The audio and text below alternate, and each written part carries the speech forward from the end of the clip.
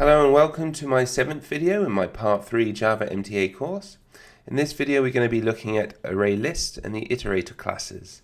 So as always I'm going to tell you the key information in a very short period of time and then give you some exam style questions to see if you can review the information that we've just covered. So let's get started. So before you start this video it's important that you understand what an array is and how you create it. Because in the last video we talked about one of the disadvantages of an array in Java is that the size cannot be changed once you have declared it. However, an array list can, so we're going to be looking at how the array list can be used to add additional values once that array list is declared. So for the first thing, to make an array list is very similar to making an array, but the first step you must import the array list class.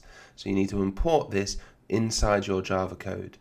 Once you've done that, you need to create the array list object. So again, this is somewhat familiar, but there is these angel brackets here. Now, unlike the square brackets of the array, this is the one that tells us what the data value will be or what will be included in there. So you have to have the angel brackets instead of the square brackets, and inside you have to have the data type that will be used or inserted into that array list. Do remember that if we look here, we don't have int, so it's not the primitive data type, it's that wrapper class data type. So if you're trying to use primitive data types like int or char or float or double, you need to use their wrapper class equivalent. If you do not know what a wrapper class is, you must have a look at that video and you can check that out on the playlist. Once you've done that, you can then use a range of methods from that object for your array lists. So for example here, if I wanted to add a value here, I could say values.add and using the add method, and then just insert that value. I then can use the values.get, and that will be based on the index. So again, hopefully you've looked at my array videos, and so you have a good understanding of how that index works. And then you also have set, which allows you to change an element from the index, which is the first value, and then the number that you want to change it to. And again, the remove, which would be the index value that would be inserted here. So this would remove the first value, the 0 value. And then you've got clear, which deletes or gets rid of all the elements. And then you've got the get size of the array. So these are some of the most important ones that you need to know for that array list. So just to compare the difference between the array and the array list, we know the size is fixed for the array, but is resizable if you use that add method.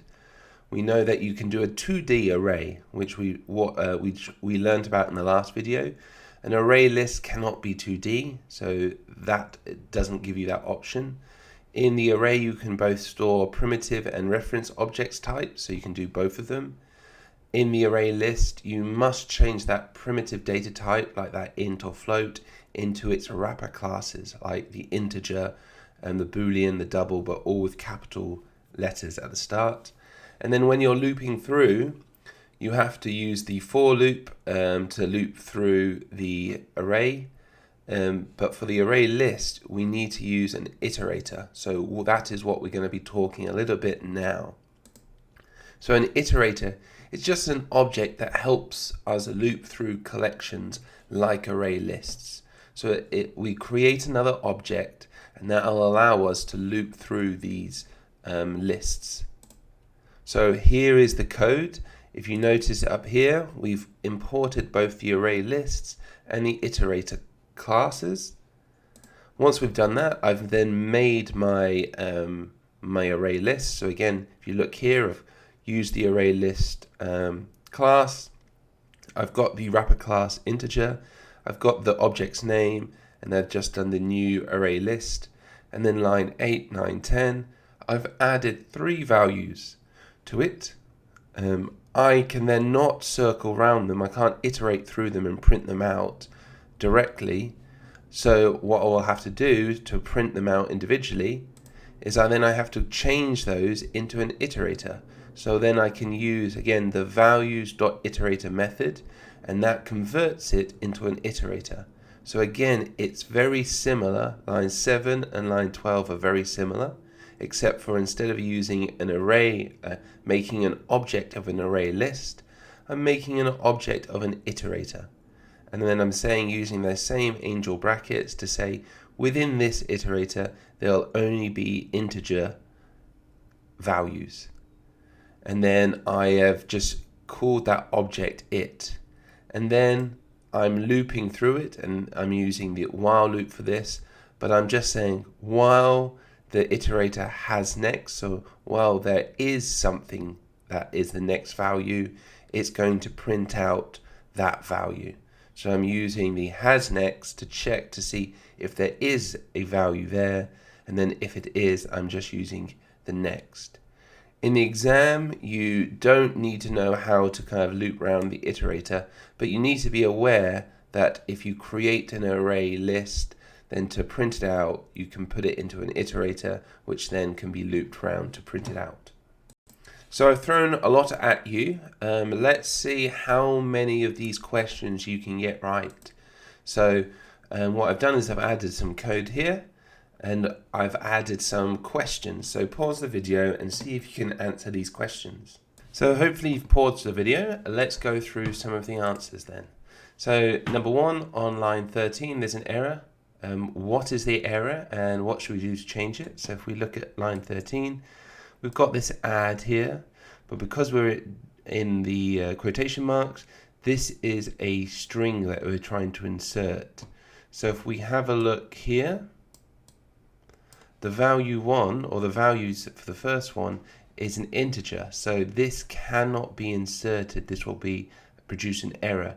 So if we wanted to change it, we would either have to put that onto the values 2 to put it into the array list on line 10, or we would have to delete the quotation marks and keep it as an integer. So there are 2 options. On line 2, so if we did correct it and we changed it so it is we've gotten rid of this, and so it's inserted into our values array list correctly.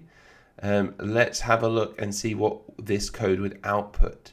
So again, for here on line 18, we're looking at the size of the first array list, and we're inserting 2 values. We've got 2 values in there, so that should output 2. Number 19, what we're doing is we're trying to get the first value or the first index from the values 2. So do remember that the array list starts off with an index of 0, just like an array, and then the second value will be the index 1. So this will print out 2. On line 21, what we're saying is we're changing the value from the values array list, this top one over here, and we're changing the index 1. So again, remember the index always starts from 0. So the first value will have an index 0, and the second one will have an index of 1. So we're changing this, and we're changing this to 0. And then we're trying to print that, so that will print 0 here. And then what we're doing here is we're removing, so we're getting rid of the index value 0. So this means that for values 2, we're going to be getting rid of that 0 index value, which will be 1, so we'll be deleting that. So then when we print on line 25, when we print the index 0 now, the index 0 will now be 2, so that will print 2. So that would be all the outputs if you ran this code.